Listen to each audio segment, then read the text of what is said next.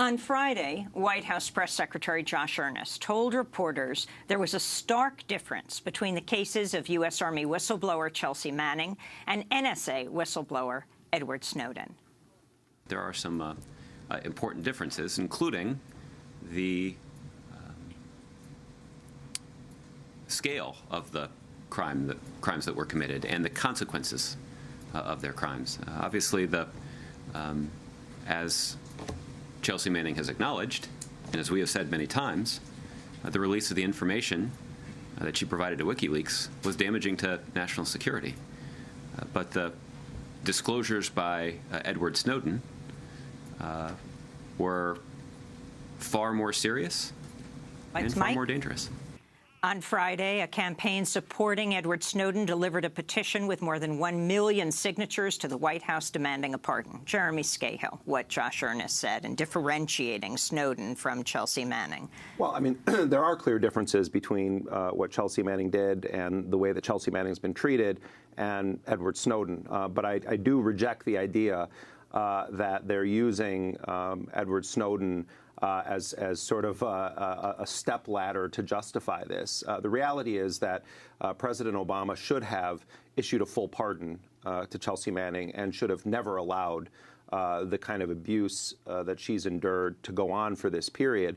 Let's remember, though, that Chelsea Manning didn't just leak the collateral murder video that showed the killing of Iraqi civilians and journalists from the Reuters news agency, didn't just release the State Department cables that showed all sorts of blackmail, cajoling, corruption, support for dictators around the world. It was one of the most incredible moments in the history of democracy in this country, where people actually got to have the curtain pulled back and to see how the government functions in private and how it contradicts the public proclamations of the United States being this beacon of hope, the shining, city on the top of the hill. And also, Chelsea Manning provided the Iraq war logs and the Afghan war logs that detailed numerous crimes committed by the United States and its allies in Iraq and Afghanistan, and also gave us an unprecedented window into how the assassination forces that the U.S. had unleashed in those countries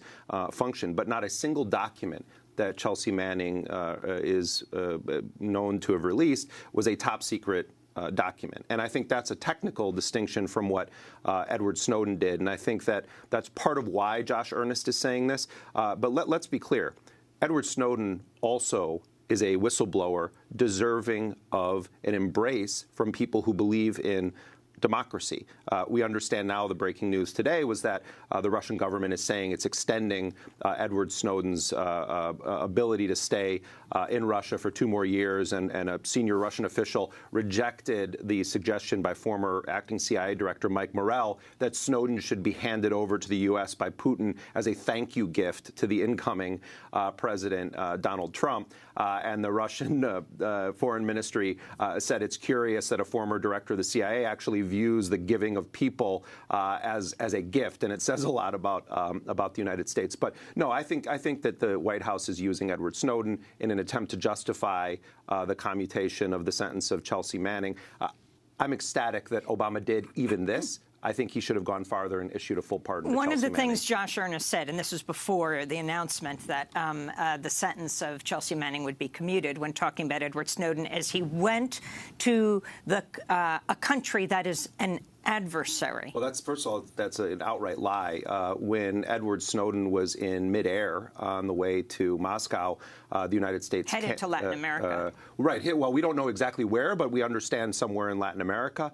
While he was in the air en route to Moscow, the United States canceled his passport. So it was the Obama administration that chose Russia. Edward Snowden did not choose Russia. And then they tried to force Evo Morales, well, they actually did force Evo Morales, the president of Bolivia's plane down, thinking that Edward Snowden was on board it. My understanding is that supporters of Snowden had bought tickets for him on multiple airlines in an attempt to kind of fog up the U.S. efforts to catch him. And so because he didn't have his passport, when he was in transit, stopped at Moscow, he couldn't leave Right, he had to stay in the airport for weeks on end. Earlier this month, WikiLeaks said its founder, Julian Assange, was prepared to give up his freedom in exchange for Army whistleblower Chelsea Manning. A statement on WikiLeaks' Twitter page read, "If Obama grants Manning clemency, Assange will agree to U.S. extradition despite clear unconstitutionality of DOJ case." Can you comment on this, Jeremy? Well, first of all, I mean, I know our dear friend, the late Michael Ratner, believed that there was a lot of evidence to indicate that there was a secret or sealed indictment against Julian Assange, but that has not been confirmed. So it's unclear, even if there are charges against Julian Assange. Some of the leaked documents from Hillary Clinton's circle indicate that maybe there is. But it's unclear that there's even an extradition request to respond to in the first place. And I think that, Assange has plenty of trouble facing him if he steps outside of that embassy. The potential for the U.S. to want to extradite him, certainly there. Sweden is definitely going to want him to spend some time in jail, and Assange himself has acknowledged that. And the British government, of course, may bring a whole array of new charges against him as well. But it'll be interesting to see what happens. I mean, Assange did say it, and so we'll see what happens. On Tuesday, former New York Times reporter Judith Miller tweeted, "Obama commutes sentence of Chelsea Manning. How many people died because of Manning's leak?" That is what Judith Miller tweeted, the former New York Times reporter. Judith Miller's in the lead article. up to the Iraq invasion, Miller wrote several of the key articles that falsely claimed Iraq had extensive weapons of mass destruction program ahead of the Iraq invasion, paving the way for the war in Iraq. I mean, Judith Miller was a witting participant in a sophisticated propaganda campaign orchestrated by Dick Cheney and the top levels of power in the United States government to falsify a case to invade and destroy Iraq. Hundreds of thousands of innocent people died in that war.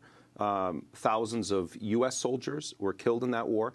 Judith Miller shouldn't write with ink. She should write with the blood that she has caused to be shed around the world, and shame on her for attacking Chelsea Manning, whose entire intent was to save lives, when she has knowingly participated in a drive to an unjust, illegal war that killed scores of people. She should, as they say, delete her account.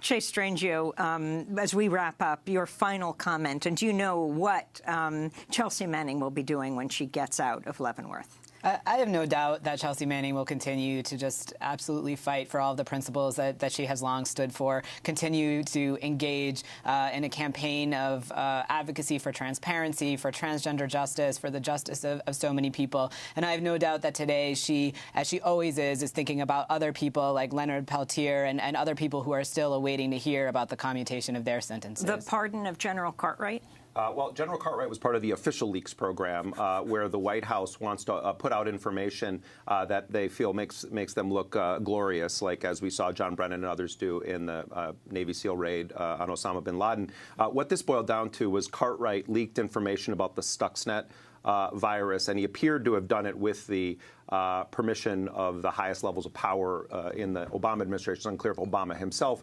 approved it, but then he got caught lying to the FBI. And the whole point of it was to say, hey, we dismantled, or we penetrated Iran's nuclear program with this amazing computer virus that we created potentially in concert with the Israelis. Cartwright then got caught lying to the FBI. And so this is sort of akin to, some of the pardons that took place in Richard Nixon's administration. Basically, Cartwright did this at the pleasure of the White House, so to speak, and so he's part of the official leaks program, as so many other unindicted people are in the White House. Big contrast to how they treat conscience-motivated whistleblowers. And Nancy Hollander, what this means for future whistleblowers? I think it's very important for future whistleblowers to see how Chelsea was treated and mistreated, and none of that is going to go away.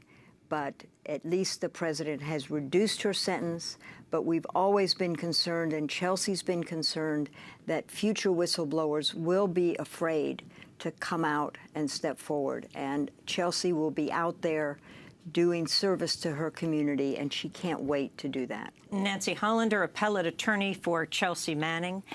Chase Strangio, staff attorney at the ACLU, represented Chelsea Manning in a lawsuit against the Pentagon. And Jeremy Scahill, I hope you'll stay with us for the end of the show to talk about the confirmation hearing for Education Secretary Betsy DeVos. When we come back, Oscar Lopez Rivera has also had his sentence commuted. We'll talk with his brother and Juan Gonzalez. Stay with us.